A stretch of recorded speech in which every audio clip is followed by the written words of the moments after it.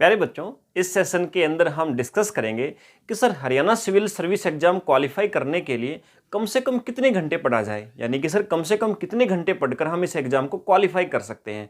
और दूसरा, बहुत सारे ऐसे बच्चे हैं प्यारे बच्चों जो हरियाणा सिविल सर्विस एग्जाम की प्रिपरेशन शुरू करना चाहते हैं, लेकिन समझ में नहीं आता कि सर शुरुआत कहाँ से करें, कौन से सब्जेक्ट शुरुआत में पढ़ें, सर कितने घंटे की स्टडी कौन से सब्जेक्ट को दी जाए कि सर हमारा एग्जाम क्वालिफाई हो जाए। तो प्यारे बच्चों, ये दो क्वेश्चन बहुत ज़्यादा बच्चों को डाउट उठ रहे हैं। हरियाणा सिविल सर्विस से रेलिवेंट दो वीडियोस, दो सेशन में पहले आपके ले चुका, जिसमें से एक सेशन के अंदर मैंने आप सभी को बताया था कि आपका जो एग्ज़ाम प्रोसीजर होता है, कितने एग्ज़ाम्स होते हैं, कौन से नंबर का कौन सा एग्ज़ाम होता है, ये सारी की सारी चीज़ें प्यारे बच्चों मैंने आपको एक सेशन में समझाई थी। उसके बाद फिर मैंने आपको कुछ बुक लिस्ट बताई थी, आपके जो 10 से 12 सब्जेक्ट टोटल बनते थे, उन सभी सब्जेक्ट वाइज मैंने आपको बुक लिस्ट बताई थी और आप सभी ने उसको फॉलो करना शुरू भी कर दिया होगा। प्यारे बच्चों, आज ये तीसरा सेशन हमारा हरियाणा सिविल सर्विस एग्जाम से रेलिवेंट है। इस सेशन के अंदर जैसा कि मैंने आपको बताया कि एक तो कम से कम कितने घंटे आपको पढ़ना है और वो घंटे आपको दिन के कौन से समय पर देने हैं प्यारे बच्चों, ये मैं आप सभी के साथ डिस्कस करूंगा। और दूसरा, मैं आपको बताऊंगा कि जो बच्चे बिगिनर्स हैं, तो सिर्फ सोच रहे हैं कि sir Haryana civil service exam की प्रिपरेशन करनी है, आज सोचा कल से करेंगे, कल सोचा परसों से, लेकिन जब भी स्टार्टिंग करने का समय आता है प्यारे बच्चों, उनको समझ में नहीं आता कि यार कौन से राइटर की कौन सी बुक फॉलो करें। एक बार कोई बुक को फॉलो कर लेते हैं तो दूसरे दिन कोई वीडियो आ जाती है दूसरे अध्यापक की, वो अपनी तरफ से एक बुक रिकमेंड कर देता है और बच्चे फिर कन्फ्यूज हो जाते हैं, कहीं हम गलत सोर्स से ना पढ़ ले, कहीं हमारी कोई बात रह ना जाए। तो प्यारे बच्चों, इन तमाम डाउट्स को आज मैं आपके सॉल्व करूंगा और बिल्कुल बिगिनर्स जो बच्चे हैं जिन्होंने पहला दिन अभी शुरू करना है हरियाणा सिविल सर्विस एग्जाम की प्रिपरेशन के लिए, वो शुरुआत किन किताबों से करेंगे, ये भी मैं आज डिस्कस करूंगा। एक महत्वपूर्ण सूचना मैं आपको दे देता हूं प्यारे बच्चों, इस सेशन के अंदर ये वीडियो स्पेशली उन बच्चों के लिए भी होगा जो जॉब करते हैं, जो 9 से 5 की जॉब करते हैं प्यारे बच्चों, उनके लिए टाइम स्ट्रेटजी क्या होगा, कैसे टाइम मैनेजमेंट करेंगे, वो किस टाइम पे कितने घंटे पढ़ाई को दें। तो जॉब पर्सन, और मुझे पता है कि जॉब पर्सन जो होते हैं उनकी टाइम की वैल्यू बहुत कीमती होता है, उनका समय बहुत कीमती होता है, वैल्यू ज़्यादा होती है। इसलिए जो सक्सेस रेट होती है प्यारे बच्चों, मैं आपको बता देता हूँ, जो बच्चे जॉब करते हैं उनकी फ्री बच्चों से ज़्यादा सक्सेस रेट होती है। सो आप ऐसा मत सोचें कि सर हम 9 से 5 ड्यूटी करके कहाँ एचसीएस की तैयारी कर सकते हैं। बेटा, अगर मन में जुनून है तो आप कुछ भी उखाड़ सकते हो, ठीक है ना। मन में अगर जुनून है कुछ भी कर सकते हो बेटा, तो इसलिए आपको नेगेटिव तो सोचना ही नहीं। और स्पेशली आपके लिए भी टाइम टेबल इस सेशन के अंदर मैं बताने वाला हूँ। तो चलिए प्यारे बच्चों, शुरू करते हैं हमारे सेशन को। जैसा कि मैंने आपको कहा, पहला क्वेश्चन जो आपका सबसे ज़्यादा मेरे पिछले 2 सेशन पे डाउट आपका निकल कर आया था कि सर कम से कम कितने घंटे पढ़कर हम हरियाणा सिविल सर्वेंट बन सकते हैं। देखो प्यारे बच्चों, वैसे तो ये क्वेश्चन ऐसा है जिसका कोई जवाब नहीं हो सकता। अगर आप कुछ पिछले एस्पिरेंट से पूछोगे या कुछ यूपीएससी एस्पिरेंट से आप पूछते हो, तो कुछ एस्पिरेंट आपको कहेंगे भाई कम से कम 10 से 12 घंटे आपको पढ़ना पड़ेगा। कुछ एस्पिरेंट आपको दूसरी तरफ ऐसा भी कहते मिलेंगे, भाई मैंने तो 5 से 6 घंटे स्टडी शुरुआत करी थी और उसी से मैंने हरियाणा सिविल सर्विस या यूपीएससी तक लोगों ने निकाल लिया। प्यारे बच्चों, कुछ समय पहले एक न्यूज भी आई थी कि अपने पानीपत से एक फीमेल थी जो मैरिड थी, उनका यूपीएससी में सिलेक्शन हुआ था, तो उन्होंने कहा था कि मैंने 5-5.5 घंटे की स्टडी की थी कंसिस्टेंटली, यानी हर रोज़ मैंने 5 से 5.5 घंटे का अध्ययन किया था, और जिससे मेरा हरियाणा सिविल सर्विस का exam, sorry union public service commission का एग्जाम यानी यूपीएससी का एग्जाम उनका क्वालिफाई हो गया था प्यारे बच्चों। तो यहाँ से मैं आपको ना टाइम मैनेजमेंट के बारे में पहली बात क्लियर कर देना चाहता हूँ कि कोई ऐसी रिक्वायरमेंट नहीं है कि यूपीएससी आपको बोलता है कि आपको 12 घंटे ही पढ़ना पड़ेगा। कोई ऐसी रिक्वायरमेंट नहीं प्यारे बच्चों। अगर मैं एनालाइज करूं मेरे प्यारे बच्चों का, मेरे साथियों का जिन्होंने यूपीएससी के लिए एग्जाम को क्वालिफाई किया है या जिन्होंने प्रिपरेशन किया है या आज जो प्रिपरेशन कर रहे हैं प्यारे बच्चों, उन सबका एनालाइज करके मैं आपको बताऊं तो आप मिनिमम 5 घंटे प्यारे बच्चों, मिनिमम 5 घंटे आप पढ़ करके हरियाणा सिविल सर्विस का एग्जाम 100% क्वालिफाई कर सकते हो। ये मैं गारंटी ले सकता हूँ आपकी, 101% आपकी गारंटी ले सकता हूँ प्यारे बच्चों। अगर आप डेली 5 घंटे, अगर आप डेली 5 घंटे अपनी प्रिपरेशन को दे सकते हो, तो आपको हरियाणा सिविल सर्विस एग्जाम करने से कोई नहीं रोक सकता है। सो प्यारे बच्चों, ये तो हुई पहली बात कि सर कम से कम आपको 5 घंटे की स्टडी करनी है। कुछ लोग कहते हैं भाई 10 घंटे से पहले कुछ नहीं हो सकता। देखो प्यारे बच्चों, अगर ऐसा होता ना तो ग्रामीण क्षेत्र की कोई भी मैरिड फीमेल यूपीएससी कभी क्वालिफाई ना कर पाती अगर उसको 10 घंटे पढ़ के ही एग्जाम होता तो, ठीक है ना। अभी कभी मैं यूपीएससी शब्द यूज़ कर रहा हूँ, कभी हरियाणा सिविल सर्विस एग्जाम का शब्द यूज़ कर रहा हूँ प्यारे बच्चों, दोनों पेपर सेम होते हैं। बस ये मान लो यूपीएससी के कंपैरिजन में हरियाणा सिविल सर्विस का जो एग्जाम है वो 20 to 25% आसान पड़ता है प्यारे बच्चों। यूपीएससी का जो पेपर है आपका आईएएस वाला, वो हरियाणा सिविल सर्विस एग्जाम से थोड़ा सा 20-25% और टफ पड़ जाता है। बाकी प्यारे बच्चों सब्जेक्ट्स तो आपको सारे ही पढ़ने पड़ते हैं दोनों एग्जाम्स के अंदर, तो कोई ज़्यादा डिफरेंस नहीं। एक एग्जाम की प्रिपरेशन करते हो, दूसरे की तो अपने आप हो जाती है आपकी। ठीक है, चलिए, तो मैंने जैसे कहा कि भाई अगर 10 घंटे पढ़ना पड़ता तो हमारे भारत के अंदर ग्रामीण क्षेत्र की मैरिड फीमेल जो है कभी आए आपकी एचसीएस या यूपीएससी क्रैक नहीं कर पाती अगर ऐसा होता तो प्यारे बच्चों 5 घंटे के अगर आप रोज कंसिस्टेंटली अगर आप 5 घंटे अपने अध्ययन को दे पाते हो, दे सकते हो, तो आपको कोई हरियाणा सिविल सर्वेंट बनने से नहीं रोक सकता। ये तो हुई सर बात मिनिमम समय की जिससे आप एचसीएस बन सकते हो। दूसरी बात मैंने कहा था, मैं आपको बताऊंगा कि बिगिनर्स शुरुआत कहाँ से करें, और ये जो 5 घंटे हैं ये दिन के कौन से समय पर आप यूटिलाइज कर सकते हैं।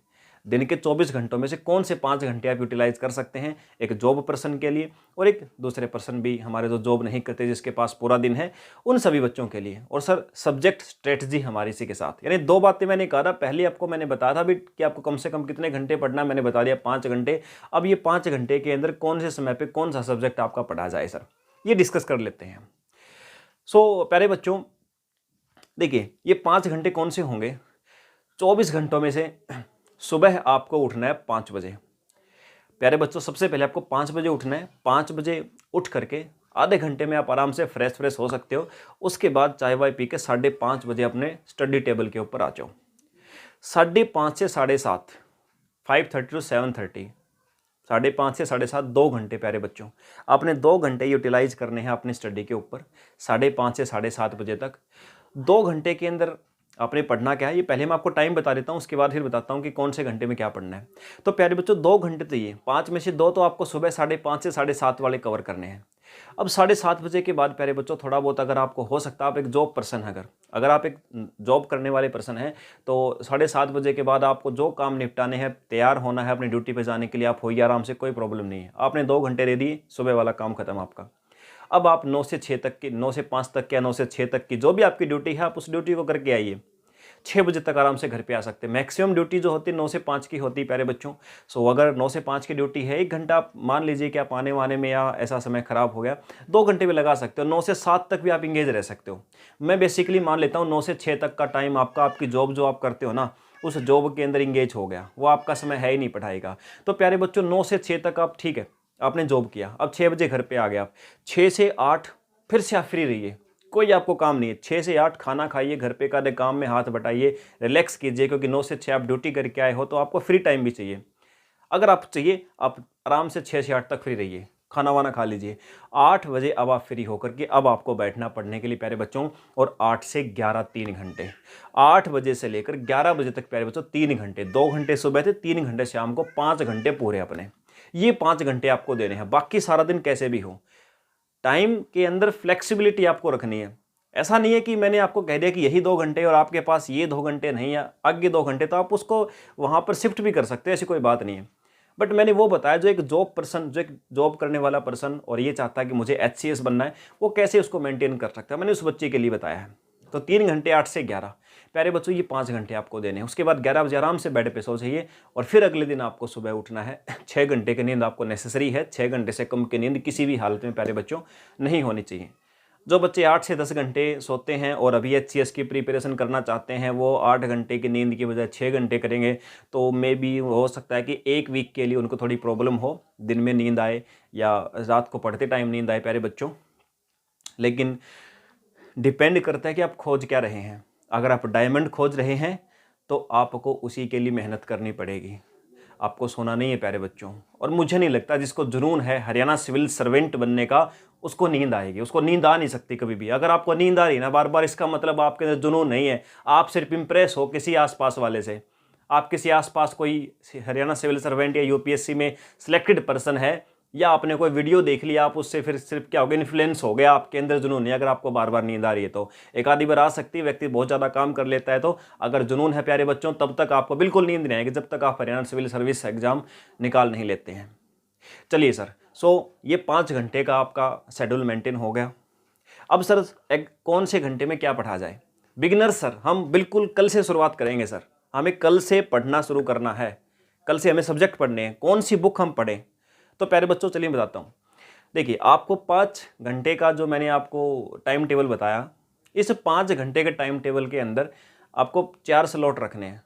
1.5 घंटे का, फिर 1 घंटे का, फिर 1 घंटे का, 1.5 और 1.5 3 घंटे, और एक 4 घंटे और एक 5 घंटे। प्यारे बच्चों, ये 5 घंटे का आपको स्लॉट बना करके रखना है। 1.5 और 1.5 3 और एक 4 और एक 5। सो ये 5 घंटे का आपको शेड्यूल जो मैंने बताया 4 स्लॉट में देना प्यारे बच्चों। अब आइए आते हैं सर पहले 1.5 घंटा, जो सुबह आपका पहला 1.5 घंटा है, उस पहले 1.5 घंटे के अंदर प्यारे बच्चों आप क्या पढ़ेंगे?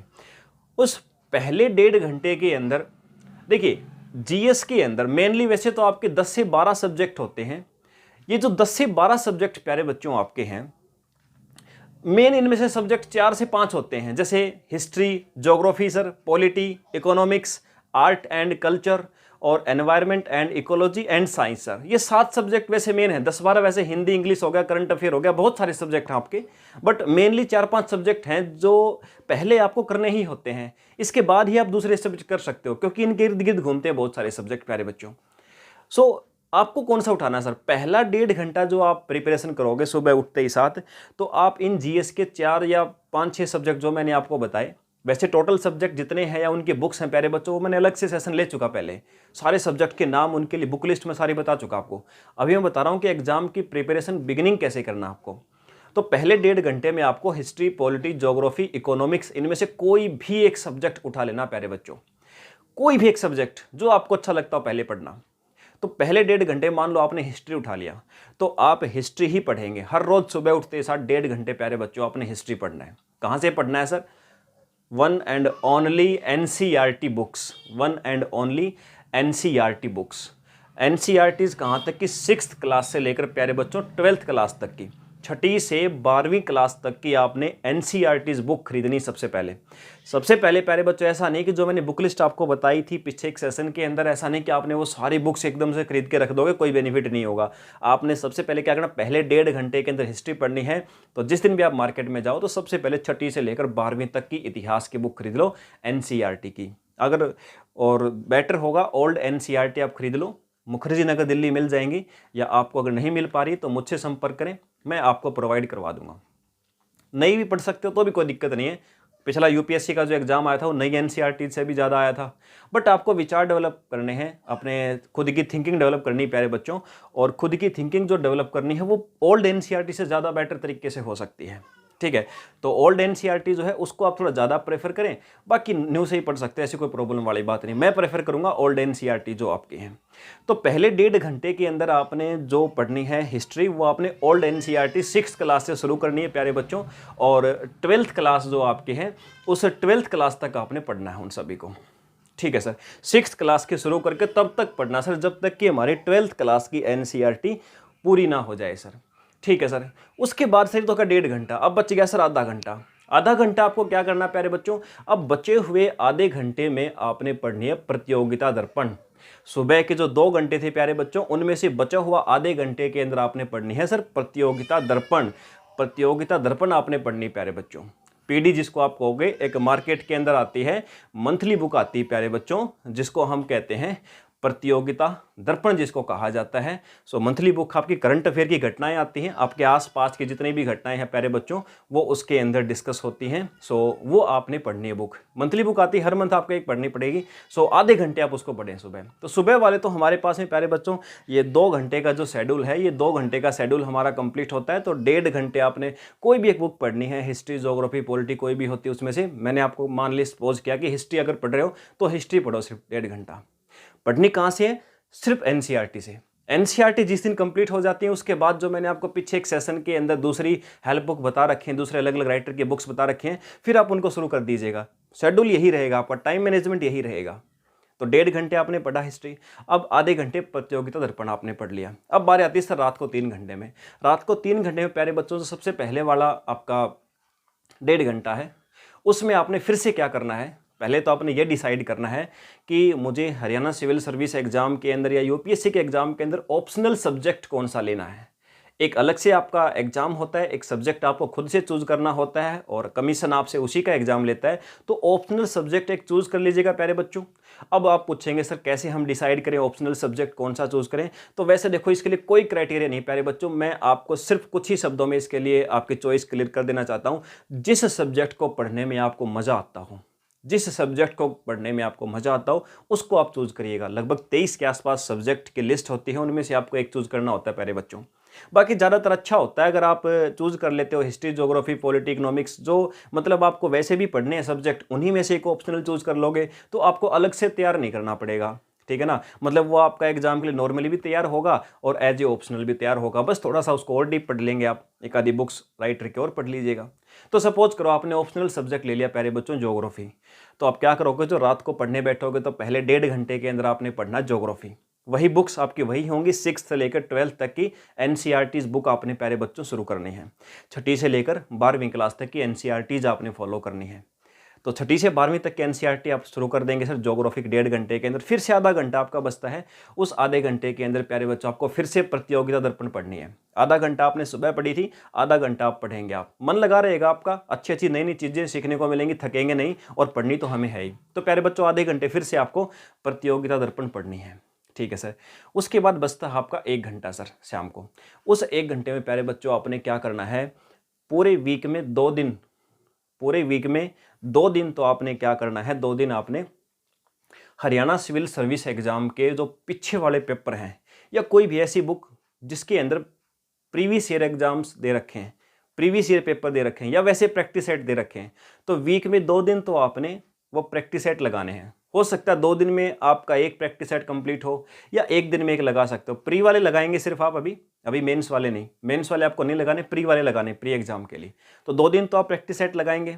अब आप कहेंगे सर हमने प्रिपरेशन तो कल से शुरू करी है, क्या बेनिफिट होगा? अभी बेनिफिट अभी मत पूछो, ये 1 महीने बाद मैं आप सभी से सवाल जवाब करूंगा कि बेनिफिट क्या हुआ उसका। अभी आप भी नहीं समझ पाओगे, आपको सिर्फ जो मैं कह रहा हूं वो करना है।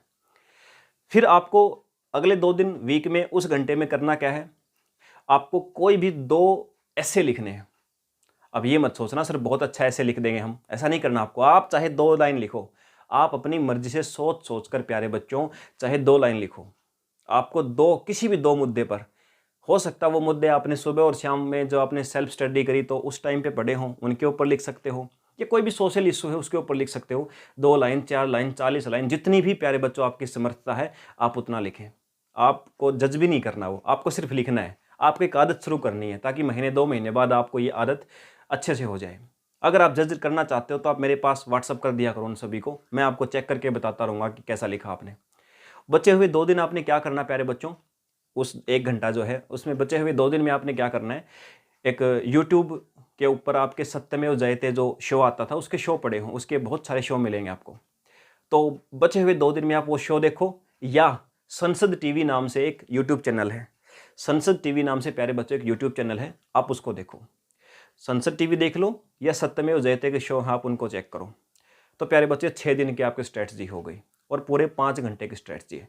अगर ये आप फॉलो कर लेते हो तो बिल्कुल A to Z क्लियर है आपका। सबसे पहले एनसीईआरटी से फुल करना है। एक सब्जेक्ट जब पूरा हो जाए तो 10-11 सब्जेक्ट की जो मैं लिस्ट आपको दूसरे सेशन में बता चुका हूँ, उनमें से दूसरा उठा लो, फिर तीसरा उठा लो। ऐसे करते करते प्यारे बच्चों 1.5 साल के अंदर बहुत अच्छे से आपका एक बार प्रिपरेशन हो जाएगा, और उसके बाद जो आपने 1.5 साल में अभी काम किया है उसके बाद अगली बार जब रिवीजन करोगे तो 6 महीने में हो जाएगा। और एक अंततः है एक ऐसा व्यक्ति आपको आपके अंदर खड़ा मिलेगा जो बिल्कुल तैयार होगा, प्रिपेयर होगा हरियाणा सिविल सर्विस एग्जाम को क्वालिफाई करने के लिए।